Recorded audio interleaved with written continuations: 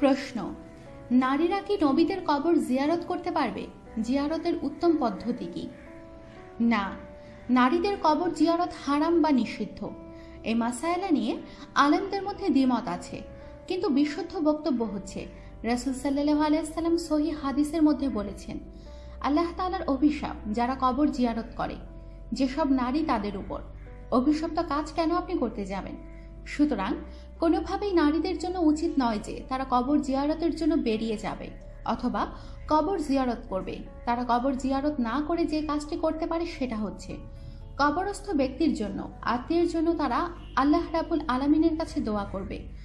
ঘরে বসে দোয়া করা এবং কবরস্থানে গিয়ে দোয়া করা দুইটাই সমান কাজ, তাই তারা কবর জিয়ারতের জন্য কবরস্থানে যাবে না। একইভাবে রাসূল সাল্লাল্লাহু আলাইহি সাল্লামের কবরও তারা জিয়ারত করতে যাবে না।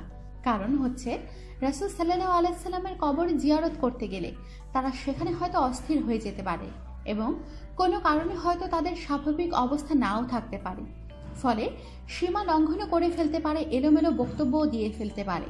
এই জন্য তাদের নিষেধ করা হয়েছে।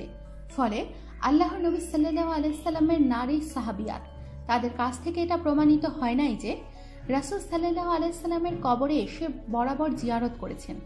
এটির প্রমাণও পাওয়া যায়নি। আমাদের সাথেই থাকুন আর সাবস্ক্রাইব করুন।